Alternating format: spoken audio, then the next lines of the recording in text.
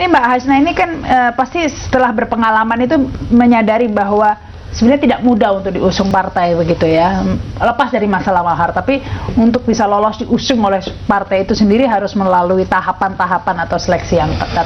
Nah ini kalau seandainya gagal begitu ya diusung partai, padahal persiapannya sudah matang banget, itu udah bawa apa itu apa Mbak Hasna ini ada kayak program-programnya sudah disusun segala macam.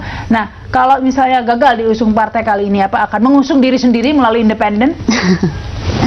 Yang jelas saya yakin bahwa partai akan mengusung saya karena partai yang mana nih kira-kira? Pokoknya kita lihat aja partai yang mana. Tentu partai akan cerdas melihat siapa yang akan diusung, siapa yang akan mengkedepankan kepentingan masyarakat, dan siapa yang akan diusung tidak akan pernah meninggalkan partai dan sudah menandatangani fakta integritas ya Pak ya. Komitmenlah terhadap partai, dan siapa yang bisa menyelesaikan persoalan-persoalan yang ada di DKI tentunya. Dan DKI memang dibutuhkan seorang pemimpin yang tegas, tapi bukan berarti tegas itu harus teriak-teriak, maki-maki orang dan berkata-kata kotor.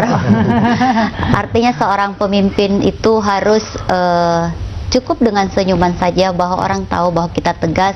Kita tahu Ibu Megawati pun cukup tegas orangnya, tapi namun tidak pernah memaki-maki orang di depan publik, apalagi memaki-maki stafnya di depan publik. Jadi partai akan melihat hasil survei tentunya siapa yang paling disukai masyarakat dan yang bisa menyelesaikan persoalan. Tapi di beberapa kesempatan kita tahu bahwa Mbak Hasna ini juga mengumpulkan KTP juga nih, sempat kan ya, diliput bahkan oleh media begitu ya Mbak Hasna. Artinya sudah siap-siap backup plan ini ya, kalau nggak diusung partai akan mengusung diri sendiri. Kita itu mengumpulkan KTP itu hanya mengatur dan tahu sejauh berapa sih kekuatan Hasna ini, sejauh mana kekuatan yang telah didukung oleh masyarakat, dan kita juga memang sudah mengumpulkan ada 1 juta KTP, tapi kita tidak mempublish karena memang kita tidak lewat jalur independen, cuman memetakan kekuatan saja seperti itu. Nah, kita bicara peta kekuatan ini Pak Ferry, kalau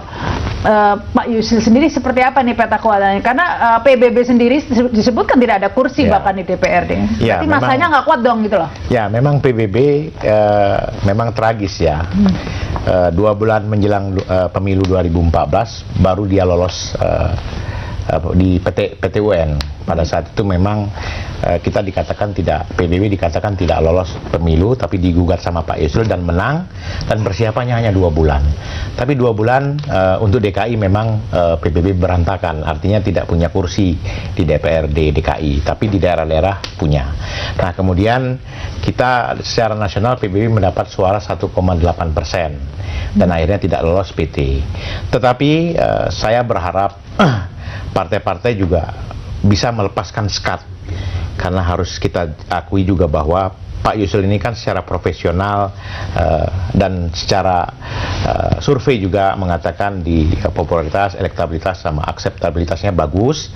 Nah, kita melakukan lobby termasuk kepada partai politik dan kepada tokoh-tokoh. Nah, kita berharap Bu Hasna ini juga akan kita lobby. Siapapun yang akan didukung oleh partai politik yang maju untuk berhadapan dengan petahana harus head to head. Nah, kami dari pihak Bang Yusril mengatakan, misalkan Pak Adiaksa atau Pak Lulung atau Pak Santiago dipilih atau Pak Boy dipilih dan Bang Yusril tidak, dia akan support siapa yang akan dipilih untuk melawan petahana. Karena bagaimanapun ini harus bersatu. Petahana ini kekuatan yang memang harus kita lawan, karena memang ada beberapa konsep yang petahana lakukan yang tidak sesuai dengan hati nurani rakyat. Nah, oleh karena itu saya melalui melanggar Pancasila Duta Yusril mengajak semua komponen masyarakat termasuk KMP dan plus PDI Perjuangan ini bersatu, karena bagaimanapun timbulnya perpecahan ini ya akibat si Ahok juga ini ya, yang nyuruh si Pak Jokowi maju jadi presiden, sehingga Gerindra sama PDI Perjuangan tidak menyatu konflik itu. Baik, tapi ini saya ke Pak Gembong ya. Sebenarnya selain Pak Yusril ya, ada nama lain yang sudah mengambil formulir hari ini? Hari ini ada 3 nama hari ini yang ngambil formulir. 1 Bu Hasna ini, Dua lagi saya lupa namanya siapa. Dua Waduh, lagi. penting itu kok lupa ya. Karena ketika ngambil formulir saya udah keluar dari kantor, jadi saya tadi lupa. Tapi bukan Adiaksa. Bukan. Ada dua nama. Saya lupa namanya. Bukan nama-nama sih yang selama ini beredar Bukan, begitu. belum, Tapi belum. sampai kapan ini pendaftaran dibuka ini, Pak? Jadi begini, kami tanggal 7 membuka pendaftaran. Launching kita sampaikan pada publik, kita akan membuka pendaftaran dari tanggal 8. Sampainya nanti kita akan umumkan lebih lanjut. Nanti kita akan publish juga kepada masyarakat, kepada khalayak ramai bahwa PDI Perjuangan akan menutup pendaftaran. Dilihat Seperti dulu itu. ya animo pendaftar ya. Takut-takutnya nanti yang daftar Rame ini. dikit. Ini rame ini.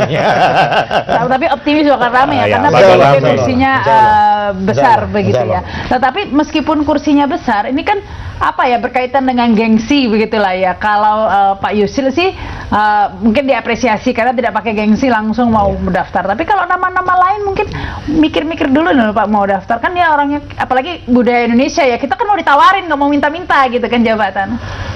Enggak lah, ya sama aja lah. Artinya gini loh, tadi saya katakan kita berikan keleluasan yang sama, kita berikan kesempatan yang sama. Kalau seorang pejuang itu Udah, mungkin nggak usah kita beda-bedakan. ya Pak Gembong ya. Ya. Kalau seorang pejuang itu tidak usah namanya gengsi, karena itu adalah kepentingan masyarakat dan publik.